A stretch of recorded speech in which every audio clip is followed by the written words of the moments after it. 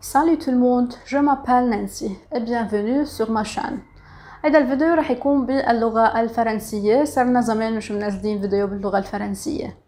اللي حابب يحضر في يحضر، واللي حابب ايضا يبلش يفوت بعالم اللغة الفرنسية على قناتي هيدي، ورح كون حاطة الرابط باسفل هيدا الفيديو بصندوق الوصف. فيكم تضغطوا عليه بيوديكم على الفيديوهات من اول شيء، من الباز دو لا لانغ فرانسيز اللي هن لي زالفابي.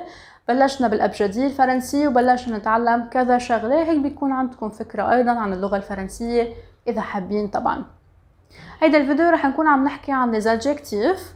اللي حابب يتعلم بهذا الفيديو يتعلم الصفات، كيف بنكون الصفات باللغه الانجليزيه للذكر والانثى، خليكم عم تحضروا هيدا الفيديو.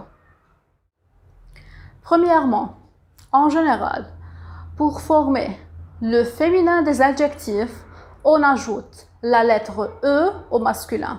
بمعنى نحن بس بدنا نقول أو بس بدنا نحول كلمة من المذكر للمؤنث، صفة من المذكر للمؤنث، فقط بنزيد حرف ال E على آخر الصفة. Par exemple, Paul est grand. Paul est grand. هيدي بالماسكولين بالمذكر. بالفيمينين بتصير Thérèse est grande. Thérèse est grande. زدنا حرف ال E على كلمة grand، صارت grande. مثل آخر، Patrick est marié. Patrick est marié. كمان شفنا انه منتهية ب E accent فقط. بالفيمينين بتصير مثلا Marie est mariée، منزيد E آخر شي، يعني بتصير E apostrophe E آخر شي. Marie est mariée. بعد exemple، مثلا Paul est original. Paul est original. بالفيمينين بتصير مثلا Nancy est originale. Nancy est original، منزيد E آخر شي. لكن أول قاعدة باللغة الفرنسية بس بدنا نحول من المذكر للمؤنث منزيد حرف ال E عليهم. ببعض الأحيان إذا كانت الماسكولين، إذا كانت المو أو ماسكولين se termine par la lettre E، ما بنحولها للفيمينين، ما بنزيد عليها E تانية. يعني بالفيمينين بتضلها identique، بتضلها مثل ما هي. Par exemple، Paul est sévère. Paul est sévère. sévère منتهية ب E آخر شي وهي بالماسكولين بالمذكر، وبالتالي بالفيمينين بتضلها مثل ما هي sévère E، ما بنزيد شي عليها. مثلا بنقول مثلا Marie est sévère، بتضلها E آخر شي. Quand le masculin se termine par une consonne non prononcée comme T, D, S, on l'entendra au féminin. consonant أخذناها بأول درس باللغة الفرنسية اللي هو درس les alphabets، الأحرف الأبجدية. قلنا إنه عنا كذا consonant اللي هن الأحرف يلي بتكون صامتة، أحرف ساكنة. وهون حددين أكتر إنه الأحرف الساكنة ولكن ما بتنلفظ كم T, D, S. بالماسكولين ما بنلفظها، ما بنقول grande. بالفيمينين بنلفظها. ليش؟ لأنه منزيد حرف ال E على آخرها. Par exemple، il est grand. Il est grand. D ما بنلفظها آخر شي. Il est grand. بالفيمينين بتصير elle est grande. Elle est grande. مثل آخر، il est blond. Il est blond يعني هو أشقر بالماسكولين. بالفيمينين بتصير elle est blonde. Elle est blonde. مثل آخر، il est intelligent. Il est intelligent. بالفيمينين بتصير elle est intelligente. Elle est intelligente. نلفظها لأنه عم نزيد E على آخر الكلمة، وبالتالي بنصير نسمع الكونسون. intelligente. blonde, grande. Parfois on double la consonne finale au féminin. بمعنى ببعض الأحيان بس يكون عندنا كلمة باللغة الفرنسية بالمذكر بس بدنا نحولها للمؤنث مندوب آخر حرفين، يعني منزيد آخر حرفين بالمذكر على المؤنث. Par exemple, Paul est canadien.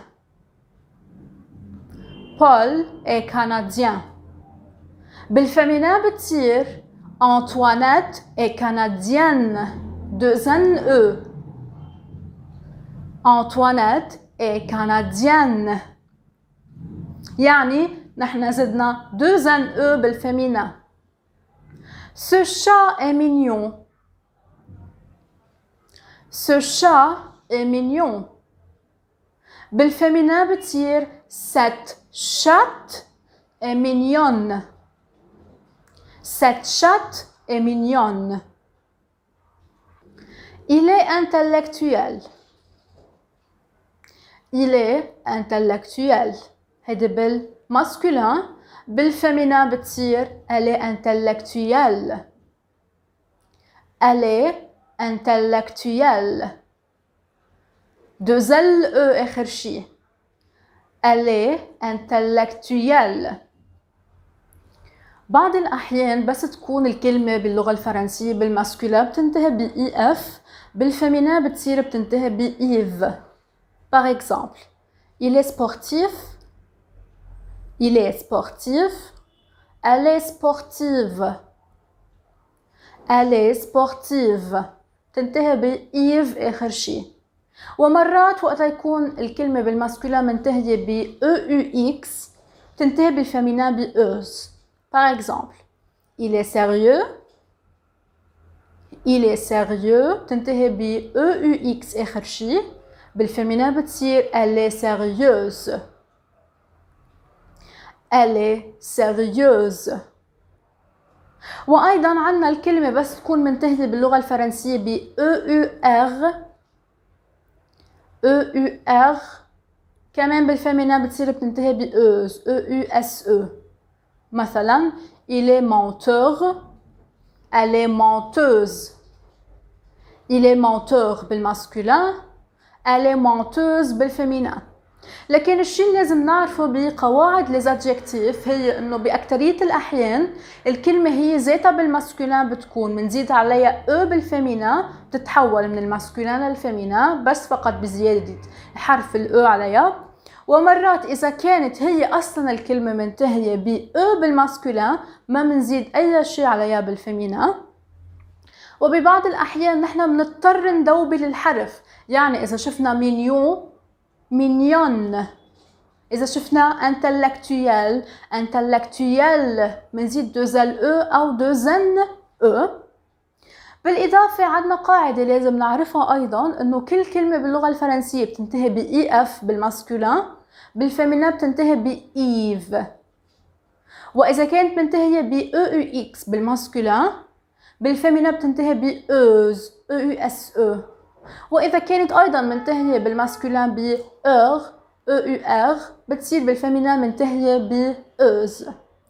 أيضا لازم ناخد بعين الاعتبار بعض الكلمات sont des exceptions، بمعنى ما بيطبق عليهم القواعد اللي أخدناهم قبل، les règles ما بيطبقوا عليهم، هن فقط لازم نحفظهم مثل ما هن. par exemple doux بالماسكولين douce بالفيمينين doux douce.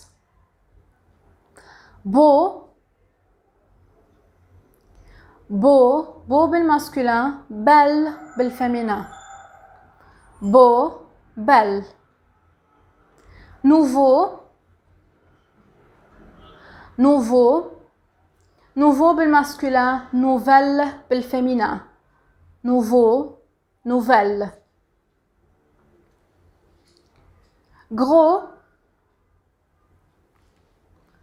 gros بالmasculin grosse بالféminin gros بالmasculin grosse بالféminin.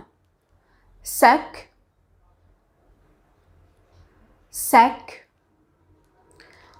بالmasculin sèche بالféminin sec sèche. fou fou. Fou بالmasculin, folle بالféminin.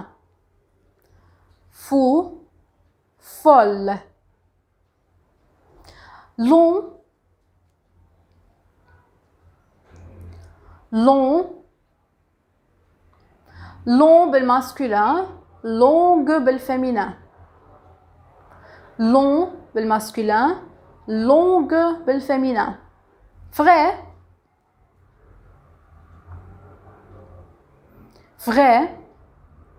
Vrai بالmasculin, fraîche بالféminin. Vrai, fraîche. Bas. Bas. Bas بالmasculin, basse بالféminin. Bas, basse. Faux. Faux. Faux بالmasculin et fausse بالféminin. Faux, fausse. واخر شي عنا blanc. Blanc. Blanc بالmasculin, blanche بالféminin. Blanc, blanche. مع هول الاكسبسيون ومع هول الريغل القواعد بنكون وصلنا لختام هذا الفيديو باللغه الفرنسيه. ان شاء الله يكون عجبكم، وايضا ان شاء الله تكونوا استفدتوا منه. اكتبوا لي بالتعليقات اذا انتم حابين نعمل فيديوهات ايضا باللغه الفرنسيه اضافه للفيديوهات باللغه الانجليزيه. انا عملت صراحه هذا الفيديو كرمال شخص طلبوا مني اعمله، ولكن كنت مركزه اكثر على اللغه الانجليزيه. ولكن انتم شو برايكم، حابين نكمل باللغه الفرنسيه او لا؟ اكتبوا لي بالكومنتار بالتعليقات. انا بلاقيكم بالفيديو القادم. au revoir.